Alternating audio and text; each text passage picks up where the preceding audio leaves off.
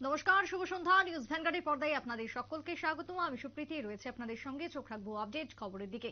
তবে আজকে শুরুতেই নজর রাখবো আবহাওয়ার দিকে। কেমন রয়েছে শীত এবং কতদিন থাকবে এই মুহূর্তের সবথেকে বড় প্রশ্ন। তবে জানিয়ে রাখি, আবহাওয়া দপ্তরের সর্বশেষ আপডেট অনুযায়ী সর্বোচ্চ তাপমাত্রা 23.4 ডিগ্রি সেলসিয়াস, সর্বনিম্ন তাপমাত্রা 13.1 এবং বাতাসে আপেক্ষিক আর্দ্রতার পরিমাণ 91%। সেই সাথে ঠান্ডার স্পেল আপাতত চলবে রাজ্যে, যদিও বারবার শীতে প্রভাব দেখা দিয়েছে বৃষ্টিপাত, ঘূর্ণিঝড়, পশ্চিমী ঝঞ্ঝার। এবারের কি আপডেট রয়েছে, কি খবর রয়েছে, কথা বলে নেবো আমাদের প্রতিনিধি শতাব্দী দেবনাথ জুড়ে গেছে টেলিফোন লাইনে। শতাব্দী, শীত তো আমরা অনুভব করছি, তার সঙ্গে রয়েছে ঘন কুয়াশা। আর কি কি জানাচ্ছে হাওয়া অফিস, কতদিন আমরা এই শীত পাবো? স্পেল দেখা গেছে এবং বলা যায় যে যেটা গত বছর প্রায় ছিল না বললেই চলে। এবং সেক্ষেত্রে বছরের প্রথম দিন থেকে একটা মেঘলা আকাশ কিন্তু লক্ষ্য করা যাচ্ছে রাজ্যের একাধিক জেলায়। এবং সেক্ষেত্রে বাদ ছিল না শহর আগরতলা, যেখানে কিন্তু তাপমাত্রার পারদ দেখা গিয়েছিল গত বছর প্রায় সব থেকে বেশি কিন্তু তাপমাত্রা আগরতলা শহরেই পরিলক্ষিত হয়েছে। সেই জায়গায় দাঁড়িয়ে তাপমাত্রা এখনকার যদি বলি, তবে বলা যায় শীতের প্রভাবে কিন্তু তাপমাত্রা প্রায় আগরতলা শহরের ক্ষেত্রে কিন্তু 10 ছুঁই ছুঁই।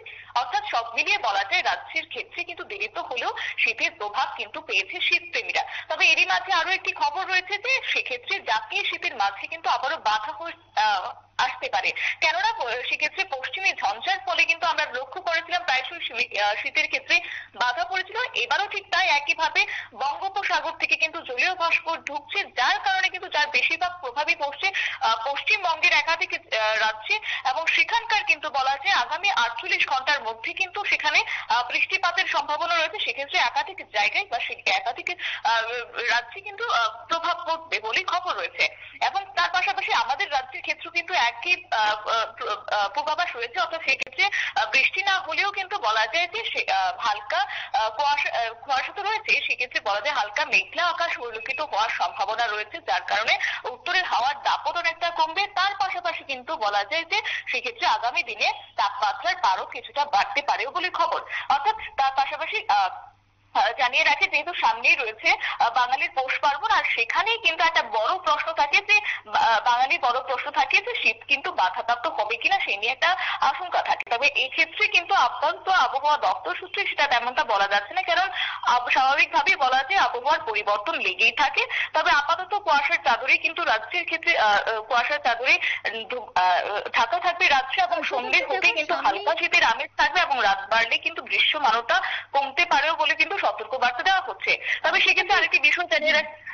শতাব্দী, দেখো সামনেই যেহেতু রয়েছে পৌষ পার্বণ, সংক্রান্তি এবং তারপরেই মাঘ মাস, এবং মাঘ মাস মানেই প্রচলিত আছে যে মাঘের শীত বাঘের গায়ে। সেই জায়গায় কি আমরা শীত পাবো মাঘ মাসে, না আবারও সেই বৃষ্টিপাত, ঘূর্ণিঝড়, পূবালি হাওয়ার তেই কার্যত প্রভাব পড়ে যাবে শীতের পথে?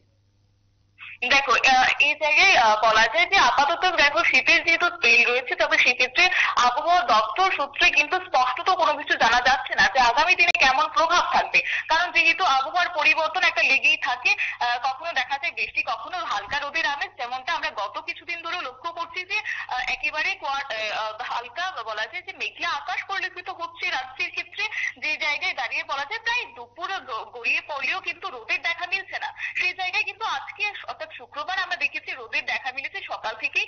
অর্থাৎ সেক্ষেত্রে আগামী দিনে কেমন থাকবে, তবে সেক্ষেত্রে তাপমাত্রার পারদ জানা গেলেও সেক্ষেত্রে কিন্তু আগামী দিনে বৃষ্টির প্রভাব থাকবে কিনা তা কিন্তু আপাতত জানা যাচ্ছে না।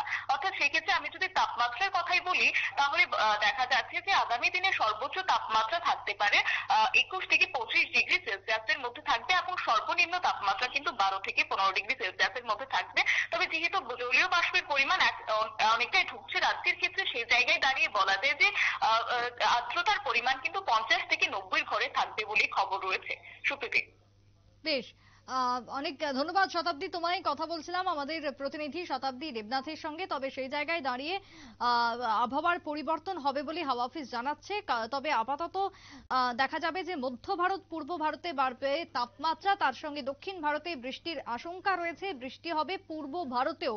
এবং এই মুহূর্তে উত্তর ভারতে শীতে জবুথবু পরিস্থিতি দেখা যাচ্ছে। তবে মাঝখানে পশ্চিমী ঝঞ্ঝার কারণে আবারও প্রভাব পড়তে চলেছে বলে হাওয়া অফিসের আগাম যে পূর্বাভাস দেওয়া হয়েছে। ছোট্ট একটা বিরতির পর ফিরে আসছি, সঙ্গে থাকুন।